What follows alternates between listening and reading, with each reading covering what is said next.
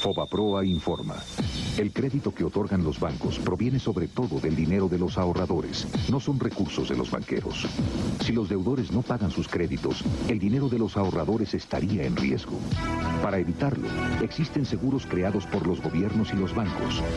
Esto es el Fobaproa, un fondo de todos para proteger tu ahorro. Fobaproa, protección al ahorro. Solicita información al 01800-711-1330. Eso se podía ver y escuchar hace por ahí de 25, casi 30 años, cuando el Fobaproa se volvió mítico en la historia de este país. Para hablar de él, aprovechando que el presidente lo sacó, pues ya saben, al tema, ¿no? Está con nosotros el maestro Ismael Valverde, profesor de la Facultad de Economía de la UNAM. Mi estimado, ¿cómo andamos? Todo bien, muy bien, muchas gracias por invitarme. Hombre, un absoluto placer, mi estimado Ismael. Oye, a ver, creo que es importante reconocer igual la historia, ¿no?, de este país, porque hemos tenido pues muchos temas, ¿no?, alrededor y pues muchas tragedias económicas a lo largo de todo pues de la corta historia democrática de este país. Pero el caso del Fobaproa es especialmente, pues no sé si decirle trágico o que resalta, digamos, en esta serie de eventos en el país, por lo que significó y por... pues mucha gente opina, ¿no?, de que si fue lo correcto, si no fue lo correcto, si era lo único que se podía hacer, si era mejor que pues, todo se fuera a la fruta y revivirlo. O sea, como que es un evento tan, digamos, canónico, ¿no?, en la historia mexicana, que que todo el mundo pues mete de su cuchara, dice, nada, ese día. Pero a ver, tú, en tu amplia sapiencia de temas económicos, de temas de historia y todo ese rollo, ¿cómo ves el tema del Fobaproa? Y mira, el Fobaproa es un tema que es un aspecto que sí está muy como demonizado, ¿no? Uh-huh. Y creo que en gran parte viene un poquito por la, digamos, ignorancia en torno al tema. En primer, el Fobaproa ya existía antes de que lo instrumentaran en el 94. El Fobaproa existe desde 1990. Era un instrumento de Banco de México. No se había utilizado porque probablemente pensaban que no se había requerido en ese momento, ¿no? Pero ahí andaba. Pero sí, digamos, no es el primer instrumento que crea el Estado mexicano. Ya existía, por ejemplo, el FICORCA, que fue para rescatar la crisis cambiaria en México en los años 80, que de hecho también lo creó Zedillo, cuando trabajaba en Banco de México, por cierto. Entonces, toda la faramaya esta de López Portillo, ¿no? Exactamente. Su maravillosa idea de expropiar la banca. Eso fue... por allá se va, exactamente. Esos temas están por allá. Entonces Zedillo, por ejemplo, creó el FICORCA. Pero bueno, entonces el Fobaproa no es nada nuevo. Se creó en el 90 y se utiliza hasta el 94. ¿Por qué se utiliza? Porque en el 94 en México pasa lo que se llamó el efecto tequila para los gringos y para nosotros los mexicanos lo que el expresidente Salinas de Gortari denominó el error de diciembre. Sí. ¿Y qué fue lo que sucedió? A ver, es una crisis que afectó a la tasa de interés, es una crisis que afectó al tipo de cambio, al crecimiento del Producto Interno Bruto. La tasa de interés, por ejemplo, en ese momento existía una cosa que se llama la CPP, que era la tasa a la que prestaban los bancos. Haz de cuenta que pasó como del 17% al 70%. O sea, 4 veces ¿Quién? en 5 meses. ¿Pero quién metía ese? O sea, ¿quién la movía? El problema fue que no había lana en México. Los capitales se fueron. Entonces, y tengo entendido, y aquí me vas a corregir si estoy equivocado, que fue porque pues, Zedillo tuvo el detallazo, ¿no?, de avisar antes de que fuera en ese momento la devaluación, porque sí tienes como... hay que decir que esto fue hace ya varios años cuando no había un tipo de cambio flexible, ¿no? En efecto, sí, hubo varios errores políticos, ¿no? Pero digamos, además es una crisis que en parte también es coyuntural, digamos, perdón, estructural. Es una crisis que también no solo afectó al tipo de cambio, digamos, también se afectó, la tasa de interés, también se afectó al tipo de cambio. Sí. El tipo de cambio se duplicó en... ¿Estaba en bandas en ese momento? No, el tipo todavía no. Todavía no. Se duplicó en 5 meses. Madre. Y el PIB cayó a 9.7%, 9% más o menos cayó el PIB. Entonces imagínate, para que te des una idea, es como si hoy la TIE pasara, qué sé yo, del 11% al 11.5% al 44.5% en 5 meses. Entonces es un desastre, ¿no? Sí, sí. Digamos, si el Fobaproa se le ha, digamos, insisto, demonificado, visto de forma muy negativa, pero siendo, digamos, sinceros y honestos, el costo de no hacerlo hubiera sido mucho peor, ¿no? Porque implicaba una crisis macro, una crisis que hubiera afectado a muchas más ramas de la sociedad.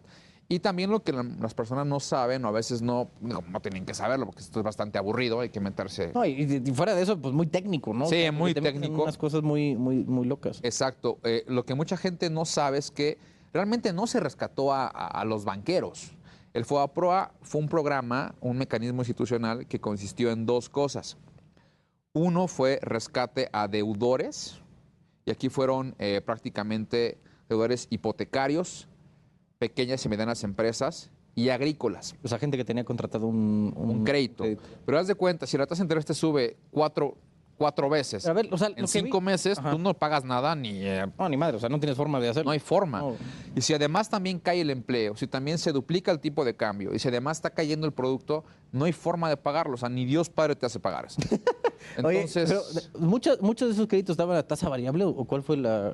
Porque si lo tienes en fija, pues te vale sorbete y tú pagas lo que. no, el problema es que la tasa se incrementó. Justamente, la tasa se incrementó del 16 al 70%. Entonces, ¿cómo lo pagabas? Ese fue el problema. Imagínate, tú tienes una casa, sacaste tu hipoteca a una tasa y de repente te... Es que justo te lo pregunto porque pues, o no existía el concepto de tasa fija o cuál era el tema. Ahora hay tasa fija y tasa variable, depende cómo se contrate. Bendito Cristo, ¿no? Sí. Depende- Porque mi hipoteca está en tasa fija y yo si esto empieza a valer queso, a mí me vale, yo ya sé cuánto le tengo que pagar Sí, al sí, en banco. efecto. O sea, depende cómo se contrate, ¿no? O sea, ese mecanismo también existe en su momento. Por eso, digamos que una parte de esos deudores estaban Sí, en tasa claro, hay variable y cartera se que vea que fue a la es chingada. variable y se fue al cielo, ¿no? Sí, sí. Entonces, una parte del FOBAPROA se dedicó a rescatar a esas personas. O sea, hay gente que mantuvo su casa por el FOBAPROA. Hay empresas que permitieron seguir trabajando, dando empleo por el FOBAPROA. Y igual, o sea, gran parte de la industria agrícola se salvó por el FOBAPROA. Toda la agroindustria en el norte del país, gran parte está aquí gracias al FOBAPROA. Entonces, el FOBAPROA tiene aspectos negativos y aspectos positivos, ¿no? Otra parte del FOBAPROA sí tiene que ver con la compra de cartera a los bancos. Pero aquí pasó también algo muy interesante. El gobierno, o en todo caso, sí, esta política pública no implicó regalarle dinero a los bancos para que ellos, digamos, rescatarlos, ¿no? Él compraba cartera de los bancos para capitalizarlos, Créditos vencidos. para E capitalizarlos incobrables, ¿no? exactamente, y a cambio de pagarles del Banco de México. Y por otra parte, bueno, ¿por qué se hizo así? Hay una crítica muy grande. Uno es que ¿por qué el gobierno otra vez no lo nacionalizó? Era más caro nacionalizar todavía, otra vez, ¿no? No, y yo me imagino que te avientas otro pedo encima, ¿no? Exactamente, era mucho más caro volver a nacionalizar, donde el gobierno, en la parte más cara que fue donde el gobierno sí tuvo que intervenir los bancos, porque no había forma de que pagaran. Entonces aquí el gobierno sí intervino y tan no se rescató que, digamos, los accionistas perdieron sus títulos. Entonces se quedaron con las manos en la bolsa y, como dicen, pues, salieron agachados, ¿no? Entonces hay que, digamos, matizar un poquito lo que el FOBAPROA significó. Y también vale decir, yo creo que sentó los mecanismos institucionales para darle certeza al sistema financiero mexicano, porque además un sistema sin certeza financiera, pues se te cae el sistema de pagos. Insisto, hubiera sido más caro no hacer el FOBAPROA. Si no lo haces, se te cae el sistema de pagos y entonces sí. O sea, no tienes acceso ni a tus ahorros, se cae todo, ¿no? Imagínate. Entonces, yo creo que por esa parte hay que matizarlo y muchas veces entender que el tema ha tomado más bien un cariz político que realmente un tema de ver qué tan eficiente fue, porque al final del día, bueno, como economistas o como hacedores de política pública, tienen que fijarse más que en el juicio de si es bueno o malo, ¿sabes? No somos curas, Lo necesario. en el efecto, en qué es más eficiente o menos eficiente en sentido económico, ¿no? Oye, ¿qué tanta similitud podemos como trazar de o sea, el rescate bancario mexicano al gringo, por ejemplo, en 2008, 2009? ¿Hay algo de parecido? Digo, lo digo como Yo para creo que en entender esencia es prácticamente lo mismo, pero la diferencia es que allá sí se le dio dinero a los bancos. Y allá no hubo ningún castigo. Claro. O sea, allá hay, tú sabes la historia, o sea, se les dio lana a los bancos. Quebraron un par, ¿no? O sea, Lehman Brothers y hay otro que se me está yendo. Pero pues, la mayoría, pues sí, como toman, ¿no? Así. Sí, les dieron lana a los bancos. Y les compraron la deuda. En efecto, A través de compraron su Fannie deuda. Mae y el otro. Pero no hubo ningún Max. castigo para los banqueros, o sea, ellos siguieron siendo millonarios. Acá hubo personas, bueno, tampoco, sí hubo gente en efecto que se aprovechó, digamos, también sería, digamos, muy infantil decir que todo salió perfectamente muy ingenuo, bien. ¿no? Exactamente. En un país tan bonito como el nuestro. No, digamos, sí, también hubo la parte negativa, en efecto, hubo gente que especuló, hubo gente que hizo mal uso del programa, ¿no? Como todo. Pero digamos que hubo también quien perdió su fortuna porque sus acciones bancarias se las quitaron. Entonces, yo creo que el rescate estadounidense es algo similar. La diferencia es que allá el gobierno literalmente, la Fed puede hacer algo que no puede hacer ningún otro banco del mundo, que es imprimir dinero y endeudarse en su moneda. Entonces ellos sí nada más ponen a andar la máquina de billetes y se dan los bancos y no hay ningún problema, ¿no? Simplemente están en su moneda, entonces no pasa absolutamente nada. Sí, la maravilla de que te endeudas en tu propia moneda, ¿no? Entonces Exactamente. Es una gran ventaja. Imagínate que en México nos endeudáramos en pesos nuestra deuda externa. No, estaría pocas tuercas, güey. Sí, imagínate que Banjico imprima y nos quitamos de problemas, ¿no? Claro. Oye, y en general, ¿ves que el FOBAPROA fue la única opción viable? ¿O se pudo mejorar de alguna forma? O sea, yo sé que ya es a toro pasado, ya pasaron casi 30 años, pero, pues digo, sabiendo cómo estaban las cosas y las herramientas que se tenían en ese momento. Y mira, yo creo que el FOBAPROA, en términos de lo que hizo Zedillo, fue un mecanismo eficiente. ¿Se pudo hacer mejor? Siempre se puede hacer mejor. Creo que la parte que falló fue la parte de regulación y la parte de evitar que muchas personas hicieran mal uso del programa. Pero, insisto, hubo una cantidad increíblemente grande de personas que no eran banqueros, que también, digamos, fueron beneficiados, y que eso se puede ver como una política fiscal. Es decir, el gobierno metió lana para que la economía no se cayera. ¿Qué tan bueno, qué tan malo? Si queremos usar los términos del presidente, podemos Ciudadano presidente. podemos evaluar el FOBAPROA. Pues mira, nada más que tenemos crisis en el 94, caída del PIB de 9.7% o 9.07%, y México se recuperó en el 95 en el primer trimestre. Entonces, ahí podemos decir, bueno, ¿fue eficiente o no fue eficiente? Fue eficiente porque hubo recuperación económica. Digamos, ¿qué es lo que al final importaba, ¿no? Volver a estabilizar la economía. Entonces, sí creo que sí hubo cosas que se pueden hacer mejor, y para mí, creo que fue la parte de la regulación. Que además fueron temas que se trabajaron y que con el IPAP, que fue como la evolución, ¿no? del FOBAPROA, se trabajó, ¿no?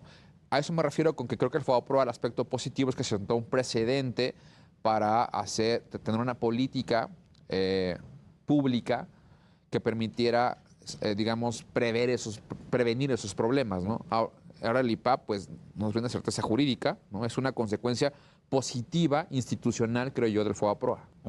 Oye, Mali, por último, ¿ves como la parte, pues, digamos, positiva? Es que, a ver, ¿cómo te lo voy a plantear? Porque de lo negativo que más, bueno, lo que más se le critica al FOBAPROA es que justo como que jaló, ¿no?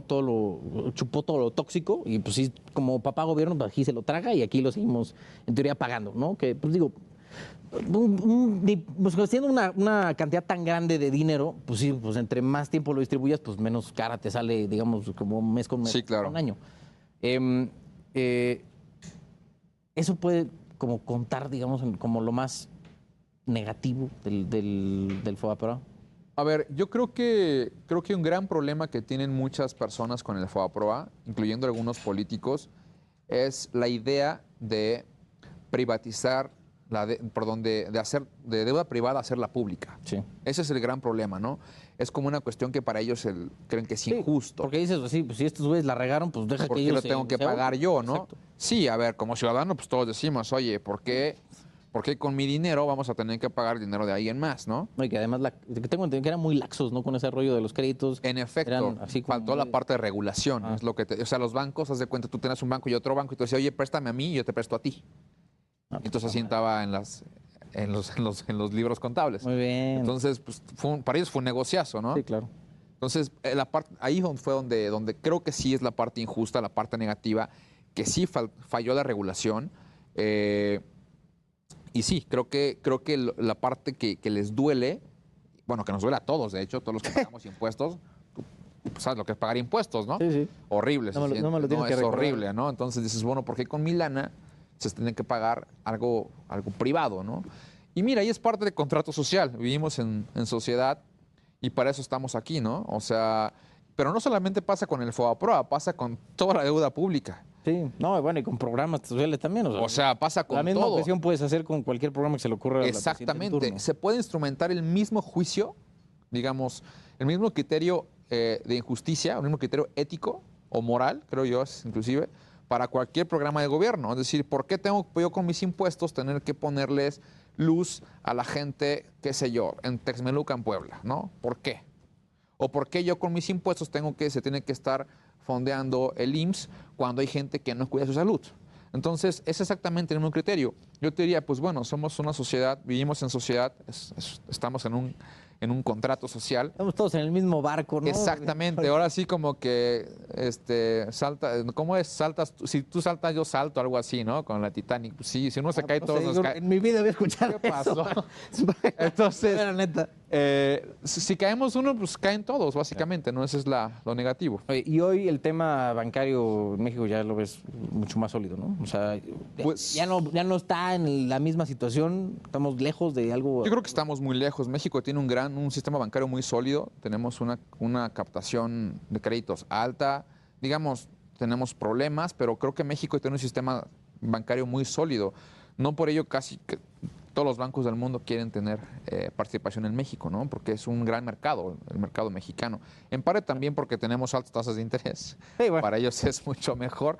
Pero México al final paga. Es un país que paga. Entonces, hay un porcentaje importante de cartera vencida.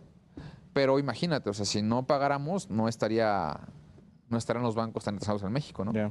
Oye, y luego a mí como que me hace, no sé si como cortocircuito, porque pues hay mucha gente que igual no tiene cuentas bancarias, ¿no? La mayoría de las operaciones que se hacen en este país son en cachete. No sé si es 8 de cada 10 o una cosa así, digo, ya dependiendo, pero digo, la pandemia ayudó, ¿no? A tratar de mover a la gente hacia medios de pago virtuales, digitales o como fuera. Pero aún así, digo, me imagino que ven un potencial enorme, ¿no? Con la bancarización de los mexicanos. En efecto, y fíjate que en gran parte gracias a eso es por el FOBAPROA. Te voy a decir por qué. Como acabamos de decir, el FOBAPROA evolucionó al IPAP. Ujú. Y con esto de las fintech, estas cosas que es como democratizar las finanzas, Sí, sí. tú sabes que si, por ejemplo, metes tu lana en una SOFIPO, una SOFIPO, para la gente que no conozca, es una institución donde tú puedes meter tu dinero a invertir o te pueden prestar dinero. Algunas inclusive ya tienen una tarjeta de débito, hay una muy famosa, etcétera, ¿no? Digamos, es una forma de democratizar, ampliar los sistemas financieros a las demás personas que no tienen acceso tan fácil, tan sencillo a un banco, ¿no? Bueno, gran parte de esas instituciones financieras no bancarias son protegidas por un subórgano del IPAP que se llama la ProSOFIPO. Entonces, estas SOFIPOs están protegidas por las... ¿La SOFIPO es Sociedad Financiera Popular? Exactamente. Sí. Entonces, la ProSOFIPO es un seguro, una garantía que te dan a ti, como por ejemplo inversionista en una SOFIPO, para que tú puedas meter tu dinero ahí y ellos a su vez puedan prestar a otras personas, ¿no? Es algo así como de 150,000 pesos. No es realmente mucho, pero bueno, ya es algo.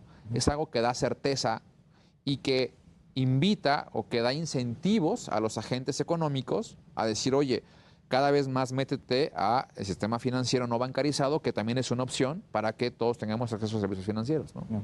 Pero dentro de la gran tragedia, todo al parecer pues, ya se aprendió, ¿no? Y salió algo positivo de todo este asunto. A ver, sí fue una tragedia, ¿no? Pero fue una tragedia por la crisis y al final de cuentas había que solucionarlo. O sea, Era lo que había. pues sí, tienes cáncer y te tienen Quimio, ¿no? quimio, ¿no? Eso no hay de otra. O sea, o metástasis y si hay que cortar, pues hay que cortar. O sea, hay algo peor a eso, ¿no? Sí, sí. Digamos. Ismael Valverde, profesor de la Facultad de Economía de la UNAM. Muchas gracias. Gracias. Bienvenidos, vamos a un corte ahorita.